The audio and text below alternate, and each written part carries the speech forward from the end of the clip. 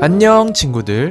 혹시 하나님은 모든 것을 알고 계신다는데 우리는 왜 굳이 기도를 해야 하죠? 라는 궁금증이 생겼던 적 있으신가요? 성경 말씀에서도 볼 수 있듯이 하나님께서는 우리의 상황과 형편을 너무나도 잘 알고 계시는 것이 확실하죠. 그렇다면 이렇게 하나님께서 정말 내 마음을 잘 알고 계시는데 우리는 왜 굳이 기도해야 할까요?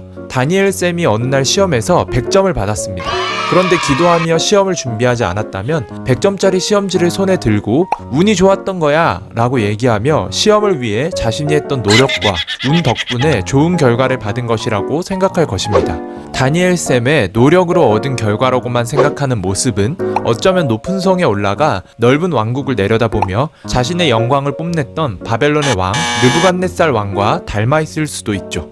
하지만 기도하면서 시험을 준비해 왔다면 그 결과는 결코 나의 노력만으로 이루어낸 성과가 아니며 운이 좋아서 생긴 일은 절대로 아니라는 것을 알 수 있을 것입니다. 기도로 시험을 준비해온 사람은 하나님께서 내 기도를 들어주신 거야, 하나님께서 나의 삶에 역사하신 거야 라고 감격에 찬 고백을 하며 하나님께 영광을 돌리게 될 것입니다.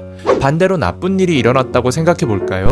기도하지 않는 삶을 살았다면 안 좋은 일이 생긴 것에 대해서 자책하고 왜 나에게 이런 일이 생겼는지 이해하지 못하며 우울해하기 쉬울 것입니다. 그렇지만 기도하며 사는 삶을 살아왔다면 때로는 어떤 일이 나의 계획대로 풀리지 않는다고 하더라도 하나님께서 나의 삶을 인도하고 계시다는 사실을 믿으며 하나님의 뜻을 구하고 믿음의 삶을 계속 살아갈 수 있겠죠. 고난 속에서도 하나님께 대한 믿음을 놓지 않았던 욥처럼요. 이렇게 기도는 우리가 하나님의 뜻을 이해할 수 있도록 하고 또 우리에게 속한 것들이 누구에게로부터 오는 것인지를 기억하게 합니다. 기도를 통해 모든 것이 하나님께 달려있다는 것을 알고 힘써 기도함으로써 하나님께 받은 은혜를 더욱 감사히 받으며 하나님을 더욱 경외하는 삶을 살 수 있게 되는 것입니다. 그리고 무엇보다도 하나님께서 모든 것을 아시기 때문에 기도할 필요가 없다고 말하는 것은 아마도 기도를 통해 쏟아지는 은혜를 아직 경험하지 못했기 때문일 수 있습니다.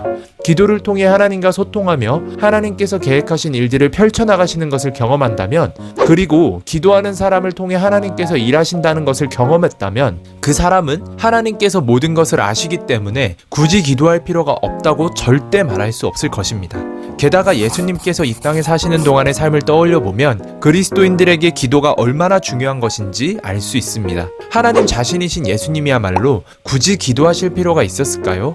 예수님의 뜻이 곧 하나님의 뜻이며 이루고자 하시는 일들은 얼마든지 이루실 수 있지 않았을까요? 하지만 예수님께서는 그 누구보다도 열심히 기도하는 분이셨습니다.